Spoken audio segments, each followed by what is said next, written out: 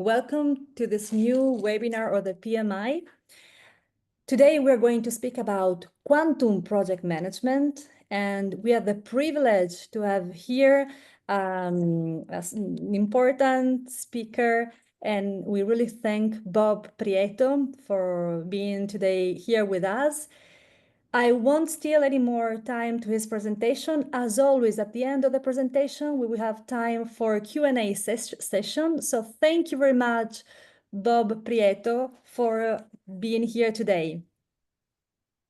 Thank you, Michaela, and thank you for the opportunity to be here and to discuss what I feel is a new and important change to the framework we use to think about and execute projects, explicitly large, complex projects. So I'm Bob Prieto, and I've had the good fortune to spend my career in the development, execution, and troubleshooting of large, complex projects. That focus goes back to the first projects I was involved with fresh out of university, namely large, state-of-the-art nuclear power generating stations. I'm a nuclear engineer by training, and it is that framework, together with the systems thinking framework that was required from the very first of these large complex projects, that has shaped the perspective that I'll discuss today. My professional career took me from my early days as a nuclear engineer and project manager, dealing with a rapidly evolving set of regulations, changing stakeholder requirements, and dramatic improvements in materials and technologies, through a series of senior roles in the engineering and construction industry. Among these roles was 20 years with then Parsons Brinckerhoff, now part of WSP, where we effectively defined program management in the transportation industry. A dozen years with Fluor, with a large part of that time troubleshooting and developing improvement and turnaround strategies for multi-billion-dollar projects in multiple industries, and finally undertaking consulting and board roles on 4 continents. The current theory of project management, as espoused by Gantt and Fayol, saw projects as decomposable and well-bounded. Traditional methodologies like waterfall or even agile have been effective in many contexts. However, for large, complex projects in the engineering and construction industry, these traditional approaches fall short. Emerging methodologies like lean construction, integrated project delivery, and advanced digital tools like building information modeling offer the increased flexibility and collaboration that large, complex projects demand. Importantly, these approaches acknowledge the complexities and uncertainties inherent in large projects and aim to create more adaptive, responsive project environments. So while traditional project management theories provide a foundation and are evolving towards more flexible, integrated, and adaptive approaches, we might be better served by recognizing that the fundamental underpinnings of project management theory, again, as espoused by Gantt and Fayol, fail with complexity and scale. Perhaps a different theoretical framework might better meet the needs of today's complex engineering and construction projects. In my presentation today, I'll define this different theoretical framework and outline 8 precepts that flow from it, and my 40 years of observations of the behaviors and realities of large complex projects. I'll link the changes this new theory implies to the shift from classical physics to quantum and relativistic physics, a shift which involved embracing more complex, flexible, and adaptive frameworks. The engineering and construction industry may benefit from adopting more adaptive and integrated project management approaches for its large, complex projects, and equally important, the shift in frameworks and thinking that is called for in quantum project management. And so finally, I'll close with some recommendations.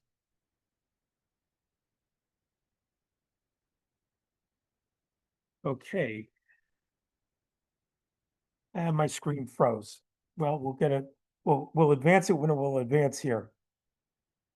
And I'm on. Okay. Yes, probably with the yeah, it's not advancing, but let me continue and I'll catch up when it wakes back up here.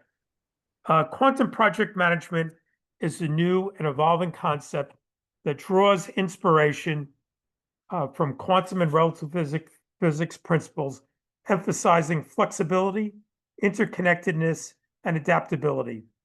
I see its evolution as analogous to what we saw in the world of physics. 100 years ago, the theory of physics was simply defined by Newton. It worked well in the things we encountered every day. Then along came Einstein, who wanted to look at the universe, something at a scale where Newtonian physics had not been applied.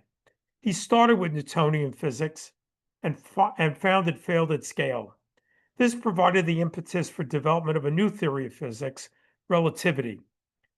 Quantum mechanics is evolving in the same time frame to address complexity at a different scale. Classical project management theory fails at scale. 2 out of 3 large projects exceed cost or schedule baselines by over 20%. Similar outcomes are noted in complex projects.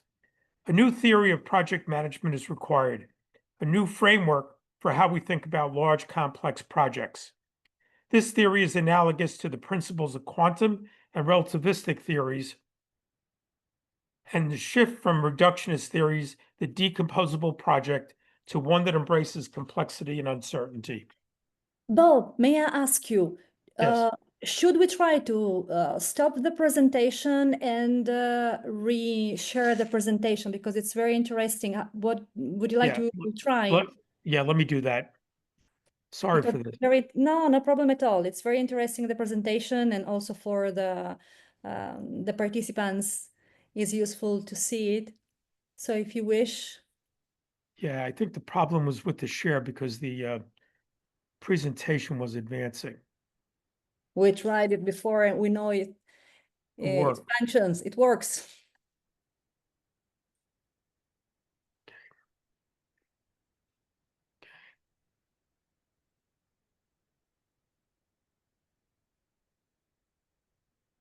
Are you seeing the share? I'm seeing your screen, exactly. I see the Okay. presentation, All all right. the So let me presentation. go. Perfect. Now I see another Okay, here we slide. go. Okay. Sorry about that. No problem at all. So kind of returning, and I'll just summarize here. So QPM is a novel approach. There's a need for change from this more Newtonian kind of theory of project management to more of a relativistic one that embraces complexity and uncertainty. And this mindset shift may be the most important message I'll leave you with today. Unless you underappreciate the potential of this shift, consider the range of new, impactful, and applied technologies that developed and are still developing from these new theories of physics. That same potential exists in how we manage and deliver large, complex projects if we can decouple our theoretical framework from our own classical project management mindset. Doing nothing and expecting a different outcome is the very definition of insanity. The management of large, complex projects demands better. So key aspects of quantum project management that align with the need for flexibility and adaptability include embracing uncertainty, acknowledging that projects are inherently uncertain and dynamic, and designing processes that can adapt to change and new information. Interconnectedness, recognizing that interdependencies within project components and encouraging collaboration across teams and disciplines is essential. And flexibility in approach, moving away from rigid linear processes to more flexible frameworks that can evolve as the project progresses. These aspects and others are captured in 8 precepts. We'll discuss each of these next, but let's go through this set of precepts to paint the bigger picture, and I'll refer to these as large complex projects or LCPs for simplicity. The 8 precepts of quantum project management are: number 1, continuous adaptation. Strategic business outcomes require continuous alignment. Failing to articulate, agree on, and continuously communicate SBOs, strategic business objectives, is the number 1 reason LCPs fail. In the real world, especially on long-duration projects, we must recognize that the project universe itself is not static, and SPOs may evolve. 2, embracing uncertainty. The frames of reference of all project participants require continuous attention. All project participants have a different view of reality and its trajectory. How we see a project depends on where we sit. Our project, and importantly, our project execution plan, sits in multiple dynamic frames of reference: economic, social, political, and technological, to name just a few. Dynamic environments. LCPs are dynamic, open systems influenced by their settings. Context and interconnectedness shape behavior and outcomes. 4, emergent properties. LCPs are imbued with uncertainty and characterized by emergent behaviors and outcomes. Emergence is a hallmark of complex systems. 5, holism. Traditional decomposition of projects does not describe LCPs. LCPs are complex, entangled systems. Holism is the idea that systems and their properties should be viewed as wholes, not just as collections of parts. It emphasizes the interconnectedness and interdependence of all components within a system. In holism, the focus is on the bigger picture, recognizing that the whole is greater than the sum of its parts. 6, system interconnectedness. LCPs are strongly influenced by surrounding ecosystems, stakeholders, forces, and flows. 7, complexity. Flows arise from the surrounding ecosystem impacting the LCP. Think of the universe surrounding the project as an ever-changing, throbbing framework that is tugging on various aspects of the project and its setting. This throbbing creates flows that penetrate the no longer well-bounded project. And number 8, nonlinearity. Neither the LCP nor the surrounding universe are static. The potential for significant impacts grows with time. So now let's look at these 8 precepts a little more closely and how they are analogous to either quantum or relativistic theories.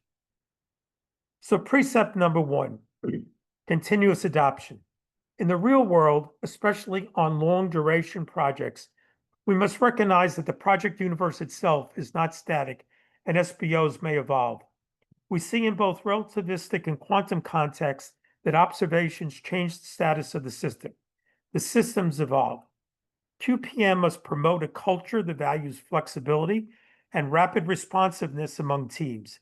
This has several practical implications, some of which are recognized in various improvements to project management practices and approaches. Thinking about what is required from the QPM perspective opens the door to new management concepts and places an increased importance on the value of time. By calculating what 1 minute of time was worth, I was able to accelerate decision-making on one very large project. Fostering leadership that empowers teams to make autonomous adjustments based on real-time analysis. Recent advances in artificial intelligence greatly enable real-time analysis. Scenario analysis becomes empowered. And empowerment comes not only when leadership comes to grips with the dynamic and uncertain nature of large complex projects, and a common theoretical framework enables this to evolve. Incorporating learning mechanisms to leverage past experience for future adaptability is now possible. Precept 2, embracing uncertainty. QPM recognizes that projects are inherently uncertain and dynamic and guides us to design processes that can adapt to changes in new information. Quantum theory recognizes this inherent uncertainty described as the Heisenberg uncertainty principle. The implications for QPM are profound. It requires us to adopt probabilistic planning and accept uncertainty. Projects are no longer decomposable or well-bounded, but it goes further, driving us to not only use probabilistic planning for a defined scenario, a defined project universe with well-defined behaviors and expectations, but also to use scenario analysis to prepare for various outcomes. It encourages flexibility in decision-making to accommodate unexpected changes in project scope or predictive clues. It promotes adaptability. So let's look closer at the implications of probabilistic behavior considering uncertainties. On this slide, we see three things. The first on the left is the distribution of schedule overruns from a set of $100 billion plus projects. This distribution is shown on the bars on the chart. The superimposed blue curve is what a normal distribution would describe as the probable schedule behavior of a similar set of projects. We see that the overrun frequency on the high end, the high tail, exceeds the normal expectations. The orange curve that is superimposed is a Cauchy or fat tail distribution. Note the better fit with the actual project data. Now let's look at the figure on the right. It illustrates quantum tunneling that occurs because of the Heisenberg uncertainty principle. Some particles with insufficient energy to get through a barrier still find their way to the other side of the barrier. This is not just theoretical, but demonstrated, and importantly, exploited in many of the quantum-based technologies we see today. Now let's look at the blue box in the middle. The equation on the right describes quantum tunneling. The one on the left describes the fat-tailed Cauchy distribution, which describes the poor behavior of the LCP. The two equations differ only by a scaling factor. Not only do LCPs behave probabilistic, but they do so considering uncertainty. Classical PM theory does not recognize either of these aspects within its deterministic framework. LCPs are dynamic open systems influenced by their settings. Context and interconnectedness shape behavior and outcomes. So let's look at precept number 3, dynamic environments.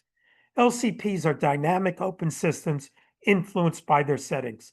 Context and interconnectedness, as I've said, shape behavior and outcomes. We see in quantum theory that observations affect the state of the quantum system. Like LCPs, these are open systems influenced by their settings. The implications of QPM require us to recognize that projects exist in ever-changing environments. The environment is dynamic, and relationships within that dynamic environment are also changing continuously. QPM emphasizes continuous stakeholder feedback to adopt project trajectories. In doing so, we must remember that stakeholders have stakeholders. While any given set may be part of the system in which our project exists, they may also be part of other systems as well.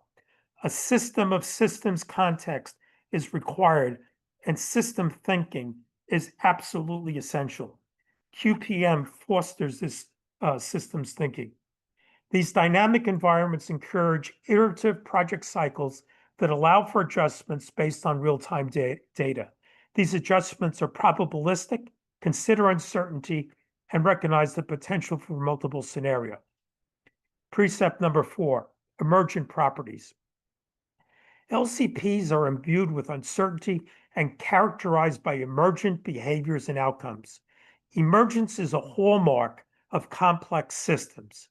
Emergence in quantum systems show behaviors are not predictable by examining individual parts.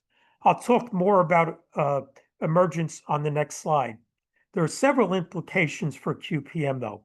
It requires us to focus on the whole project's features rather than just individual tasks. This requires cross-disciplinary collaboration to leverage these diverse insights. All of us are better than any of us.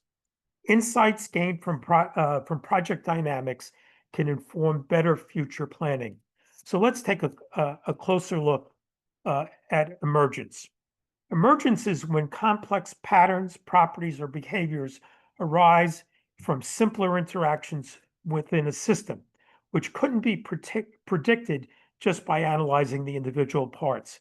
It's like the magic that happens when everything comes together. Unfortunately, sometimes that magic is black magic, giving rise to black swans.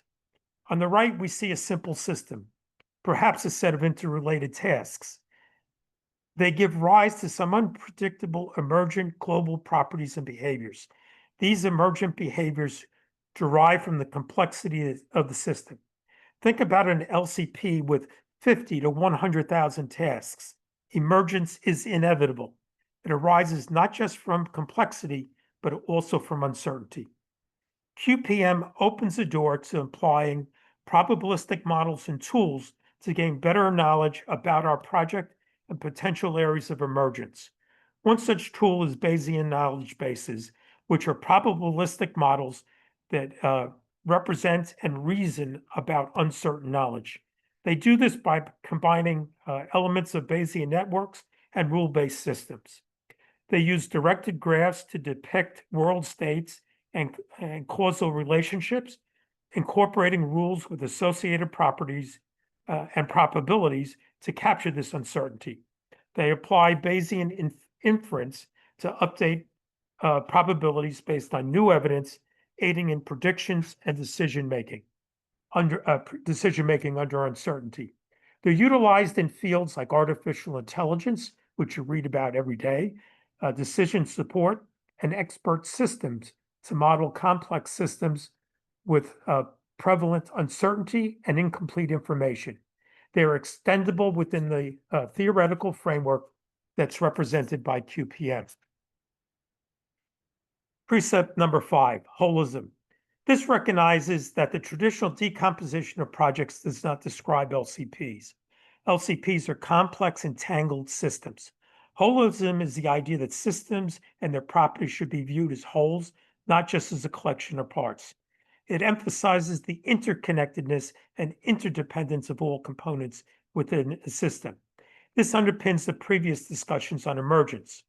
In holism, the focus is on the bigger picture, recognizing that the whole is greater than the sum of its parts. This links quantum indeterminacy and relativity, each of which recognizes the interconnectedness and wholeness of systems. The implications of holism for QPM are significant. It requires us to fully embrace systems thinking and to view projects not as isolated efforts, but as integral parts of broader organizations and societal systems. Stakeholders in the broadest sense of the word become integral to how we manage and how we successfully deliver our projects, recognizing that our projects are not well-bounded. Holistic thinking must begin in strategy formulation and how we think about and implement stakeholder engagement. Note that I said stakeholder engagement here, not stakeholder management. We engage with the universe around us, tugging on it and it on us. We don't manage the universe or stakeholders. Holism encourages us to collect and synthesize insights from various project elements to inform comprehensively. It will encourage us to look at different data and in different ways. AI-enabled scenario and predictive models will add value, but we must also measure new system-level properties such as complexity. This is discussed in the book that this talk is based on. Precept number 6, system interconnectedness. LCPs are strongly influenced by surrounding ecosystems, stakeholders, forces, and flows. They cannot be readily bounded or isolated. Flows arising from the surrounding stakeholder ecosystem are particularly significant and are analogous to the energy flows in relativistic theory. I've written separately about the various types of flows and how they impact tasks and the interconnecting arrows or transformational flows between those tasks. Relativistic theory likewise emphasizes that mass and energy are interconnected and cannot be isolated. The implications for QPM are profound. We must recognize that projects function within a system of systems framework. This fundamentally changes how we think about projects and approach their management. It requires us to allow for emergent properties that arise from interactions among tasks and components and acknowledge the impact of external influences and the importance of stakeholder engagement. Projects require system thinking. Our project, shown here in yellow, and other stakeholders in orange and red each tug on the fabric of space-time in relativistic theory and our common ecosystem for an LCP. In relativity, they actually tug on space-time, and arguably the same is true in QPM, where each impacts the advance of the other through time. Large complex projects increasingly require a system of systems framework. Precept number 7, complexity. We've talked about large complex projects, but the default conversation is typically about scale. How much money, how long the schedule, how much labor, and so on. But we don't normally provide the same dimensioning of complexity. We need to dimension complexity, at least on a relative basis, so that we can answer questions such as, is one project management approach more complex than an alternate? How does the complexity of the project change over time or by project activity? This would enable more management resources to be allocated to the right places at the right times. Quantum theory teaches us that complex systems demonstrate behaviors that can only be understood in terms of interconnectivity and network dynamics.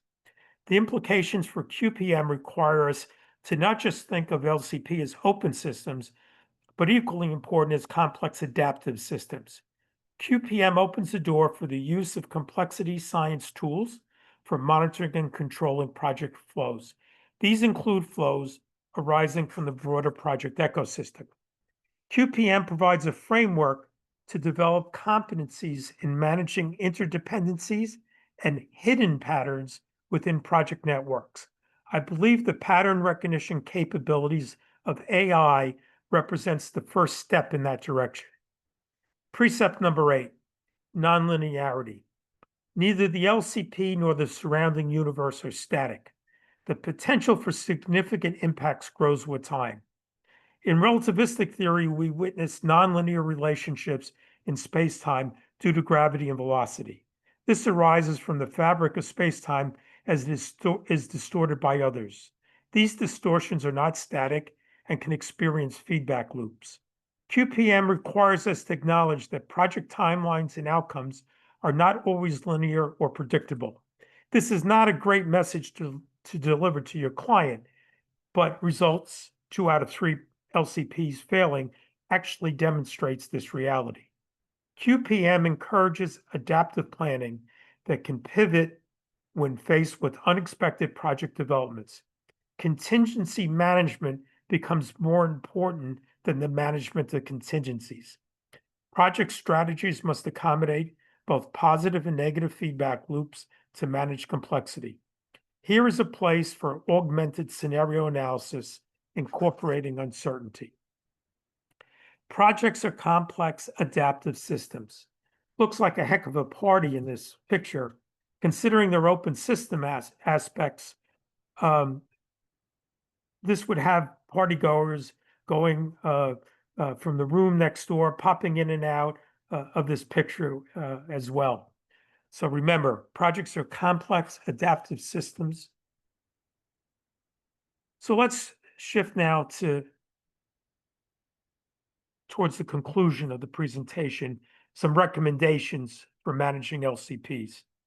Much work remains to be done to fully operationalize quantum project management, but the first step, the most important step in my view, is to unlock your thinking from the paradigm of classical project management, which fails at scales and complexity.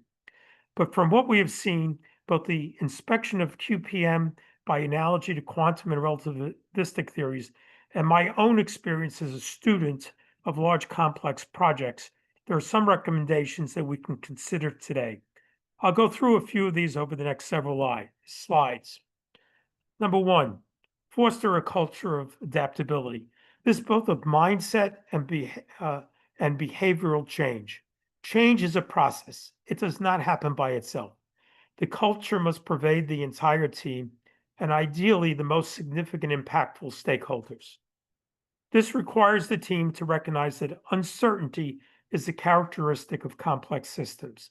Uncertainty is not readily accepted, so the importance of recognizing it, talking about it, and addressing it becomes a constant leadership challenge. As leaders, we need to get our teams comfortable with uncertainty. A culture of adaptability requires us to adapt probabilistic thinking in project execution.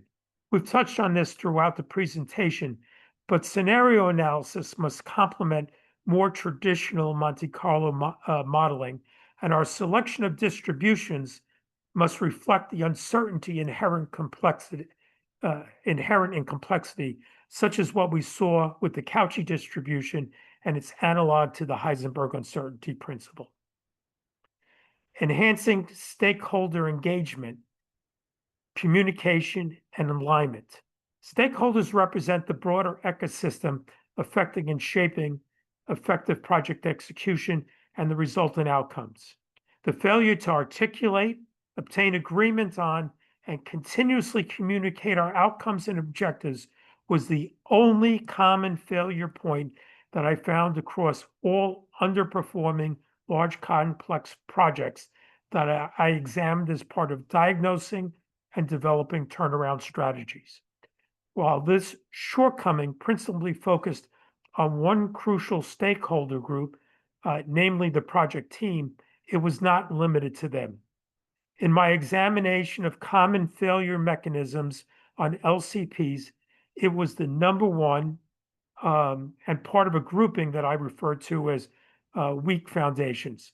The other two groupings included an inadequate focus on flows, not just tasks, and inadequate stakeholder engagement.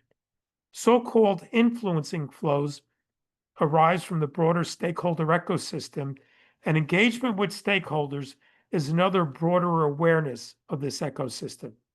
This project ecosystem is directly analogous to the space-time we see in relativistic theory.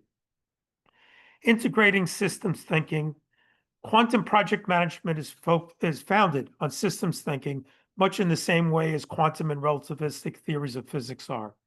The evolution of thinking from Newtonian physics with its application of a force to an object to one where the total condition and behaviors of the entirety of a system are profound. Systems were no longer well-bounded, but rather open and diffusive. Quantum project management takes us from classical project management's decomposable and bound world to one where LCPs are open systems with dynamic stakeholder relationships and interactive ecosystems. The need for a renewed and strengthened focus on systems thinking extends well beyond the project management domain and represents an educational imperative as well. We need to employ scenario and contingency planning. Quantum project management recognizes the inherent uncertainties of LCPs. In reality, it speaks the truth which we are well aware of. It commands us to develop potential LCP trajectories while considering uncertainties in both stakeholder and risk assessments. Contingency planning for various unknown scenarios becomes more about capacities, capabilities, and communication than a shelf full of overly detailed contingency plans. We see aspects of this in agile project management, but QPM demands a more pervasive approach underpinned by more fundamental and pervasive systems thinking. With a strengthened recognition of the uncertainty challenge that is part and parcel of LCP, we can now enhance resilience with dynamic plans that are responsive to evolving conditions, stakeholder inputs, and induced flows. Next, we have to utilize cross-disciplinary collaboration. In relativistic theory, the view of what is happening is very much dependent on the frame of reference of an individual. The same is true in QPM. In order to address the dynamic uncertainty that we see in QPM, we must be more adaptable. Adaptability requires input from multiple perspectives. It's not a periodic action, but rather a continuous one, essential for dealing with the emergent behaviors which are characteristic of complex systems. However, emergent behaviors don't all have to result in degraded project performance or adverse outcomes. We can channel these emergent behaviors just as we see happening in a range of quantum technologies today. A recommendation that flows from QPM is to leverage emergent behaviors for creative solutions. Utilize brainstorming as a regular, not exceptional management activity. Next, continuously evaluate and adopt from a broadened perspective. That perspective is the holistic systems perspective characteristic of QPM. Constantly recognize the important paradigm shift that the classical deterministic framework from a classical deterministic framework to an adaptive probabilistic one.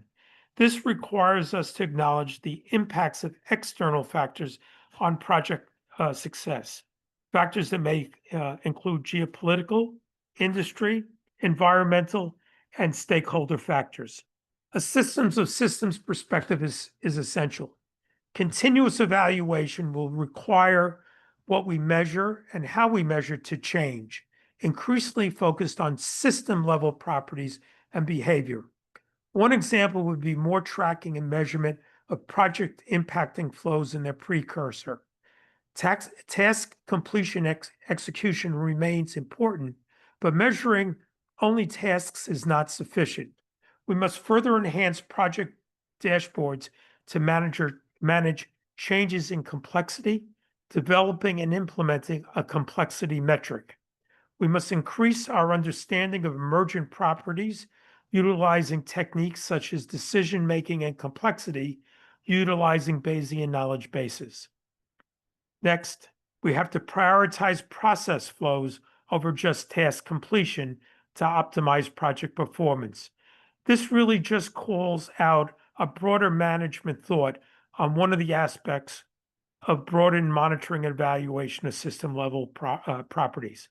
Process flows consist of the normal in-task flows, the flows between tasks, and now the recognizable and more important influencing flows that arise from the project ecosystem, its space-time, if you will. One final flow needs to be mentioned, and that is the transient and turbulent induced flows that arise from flow-to-flow interactions. Here's where chaos and rapid project collapse resides. We have to manage entropy. Entropy is one of several non-classical physics properties that I've not talked about today, but which are discussed in my book. Tools such as Shannon's entropy in AI data assessment may be applied to broader scans of our project universe. It's a measure of the information content of data, where information content refers more to what the data could contain as opposed to what it does contain. In this context, information content is really about quantifying predictability or conversely randomness. Managing entropy is accomplished by proactively and continuously addressing common sources of chaos in LCPs. These sources include scope creep and miscommunication. Accelerating continuous process improvement cycles. We have to shorten these continuous process improvement cycles to be responsive and adaptable in this open system with high dynamic uncertainty. This is accomplished by implementing ongoing reviews and proactive risk management. We have to recognize the dynamic nature of risks and influencing systems. We have to leverage technology and data analytics. This has been touched on in several ways, but are increasingly enabled today by artificial intelligence and other monitoring capabilities. Employing real-time data analytics and AI-enabled scenario analysis will get us there. So before we open for questions, a closing thought. Newtonian physics still serves us well today, but not in complexity and scale. New theories of physics, quantum mechanics, and relativity address these limitations and opened a whole new world of possibilities which we're benefiting from today. Classical project management theory, as espoused by Gantt and Fayol, saw projects as decomposable and well-bounded, similar to classical physics. but like classical physics, they've fallen short in complexity and scale. Quantum project management opens that theoretical aperture, provides a new way to think about these projects, and suggests new tools and techniques to consider. So, Michaela, back to you. Thank you very much, Bob. It's been really, really interesting. And we have a lot of questions from the participant to the webinar. And I wish to start with one question, which is this. In your view, what's the most surprising way quantum mechanics ideas apply to managing large projects? So what amazes me is how concepts like uncertainty and interconnectedness, which seem abstract in physics, actually help us understand that projects are complex systems with unpredictable behaviors. Recognizing this shifts our mindset from control to adaptability. And I think that's a key point that I try to make in quantum project management. We have a question, we have another question, and is, hi, thank for the presentation so far. I think you already answered at the end of your presentation to this question. Just thinking out loud, the QPM approach seems to have some similarities to some agile approaches. However, I understand from the presentation that QPM is usually associated with larger projects in comparison. Now, to my question, could you run us through a couple of scenarios where QPM and agile methodologies differ distinctly in risk planning, management, adaptation strategies, etc.? And this is the question. I would like also to read the next one, because I think that there are some similarities. Based on what has been discussed so far, this is another participant, I assume that in QPM, risk is treated as a systemic phenomenon rather than a collection of isolated threats. Is that the case? What are the key differences between traditional probabilistic risk models and the uncertainty principle embraced in QPM? And what methodologies are typically used to manage risk within this framework? There is a lot of interest in this thematic, and we are honored to have you here. So I give you the floor. So both very good questions, and I'll address each of them separately, but let me address the commonality first. So and each of these areas, project management more broadly, agile specifically, and then a lot of the developments that we're seeing in risk management today,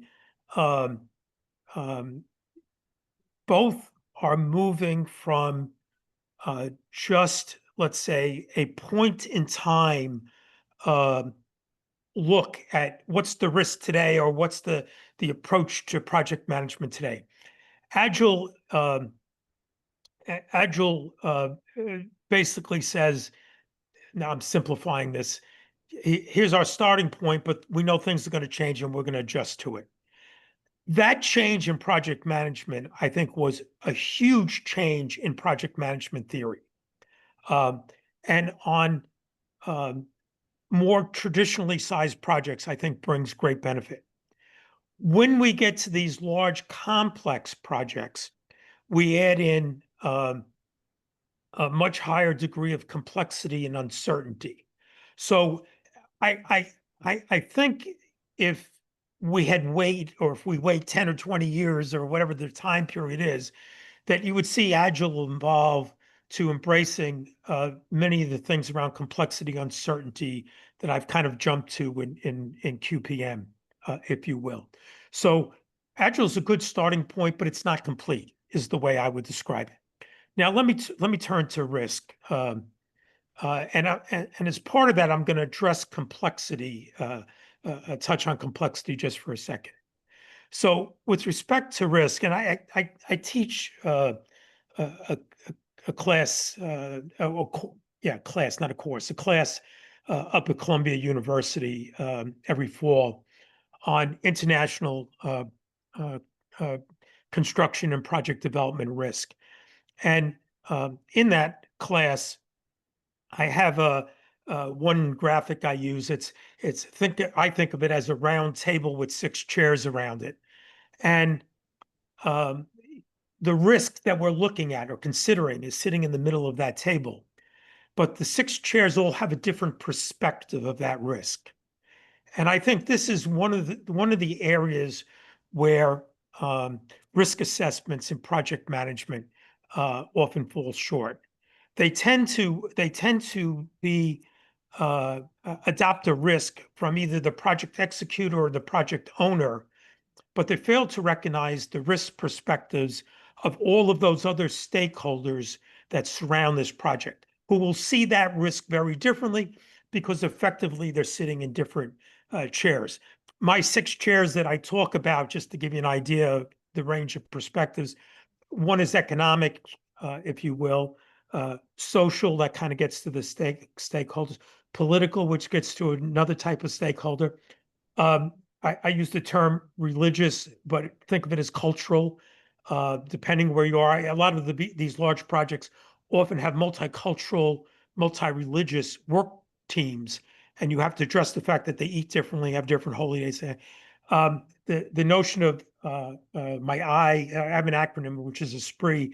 My I is intellectual or ideas, and a lot of what we're seeing is that, and then T is technology, which is dynamic.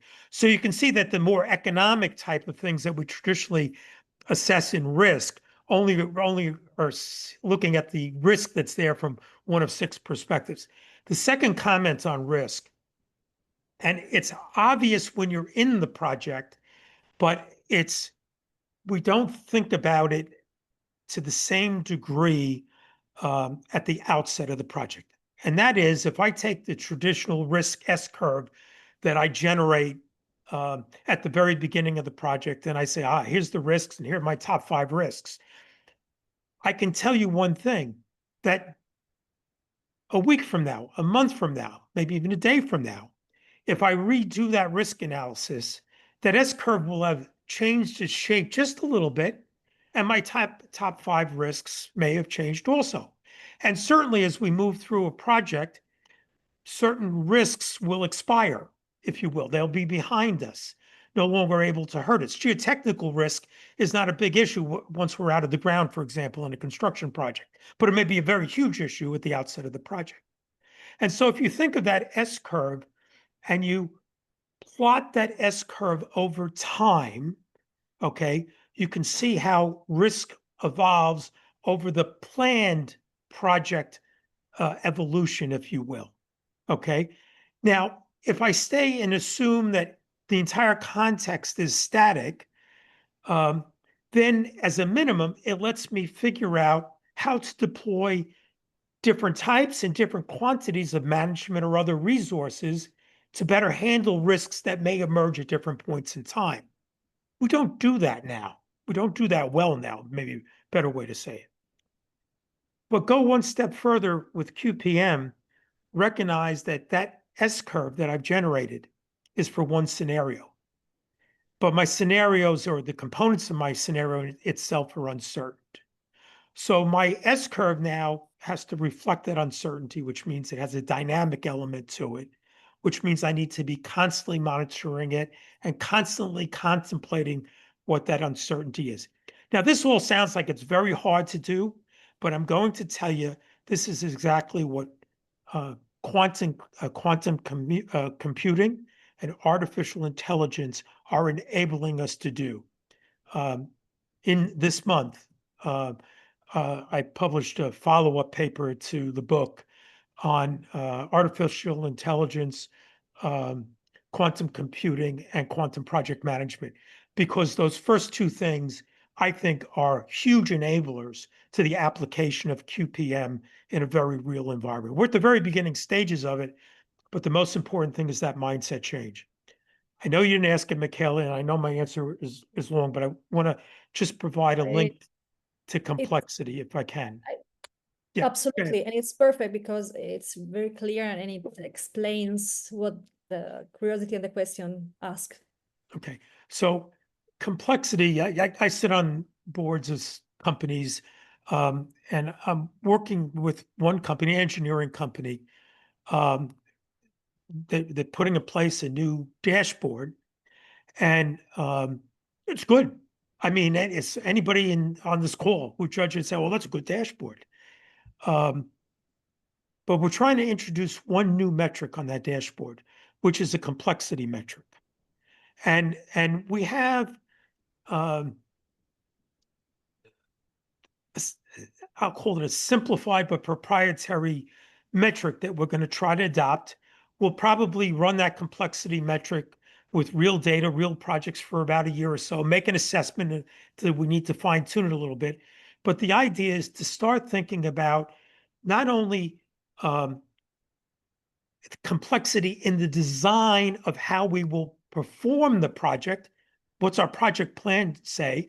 If I have two project plans, both of which have the same cost and same schedule, but one is less complex than the other, which one do I want to do? I want to do the less complex one because I'm less susceptible to emergent risks, for example. So being able to, being aware of complexity or potential complexity allows me to plan better. But now it allows me to do something else. I have a WBS that I've developed for a project with 50 to 100,000 activities, which is very traditional on these large complex projects. And I have that over time, at least my plan over time. Let's again assume everything goes to plan. I can recognize that I can run my analysis of future complexity at any point in time through that project plan, which allows me to plot, if you will, how I expect complexity might change over the duration of the project. Clearly, the complexity of the project the day before completion is very, very low. The complexity at the beginning of the project for the project ahead is very high, but it may peak. Complexity may actually peak at some point in between, because I've retired early complexity and only my hard stuff is left. So my average complexity going forward. So knowing this, and then being able to more granularly look at it into, sub projects, if you will, allows me to start thinking about how do I apply management resources? What can I do to reduce this complexity? Can I change my execution methodology? And I would say I've done about 20 or so multi-billion-dollar project turnarounds. And the first thing is understanding why they're in trouble. And I mentioned that, which is that the strategic business objectives haven't been agreed to. The second thing, though, is that we don't understand that we actually have a full range of solutions possible to simplify project execution. And if I know a period in time where project execution is going to be very high, I can now say, is there another way to execute other than what I originally conceived of, given where I am in the project? So in one case, and this was a 20 plus $billion project, so these are significant projects, we shifted our execution methodology to build multi-thousand ton modules in China, ship them across the Indian Ocean, drag them across the outback, and place them on foundations. We did it first as a proof of concept, after which I got the company I worked for at the time, we got an email from the client that the first reaction was, are you kidding me? But the second one was, I guess we made our point, which was the email said, unless otherwise instructed, you are to use modules for everything you can. Now, he fought us in the recommendation, but having demonstrated it, he was now sold on it. And that won't always be the answer on every project. But the point is, we were able to think about the systems effect. Our goal was to put a facility into operation. The execution plan was our best thinking at the time. We needed new thinking. And that to me, doing that on a continuous basis is part of QPM. The difference from Agile, to go back to your first question, though, is that it's doing that, which Agile does, or does, but doing it recognizing the complexity, the uncertainty, and the realities of future emergence. And that's where I think it skips a few steps from the natural evolution of Agile, I think.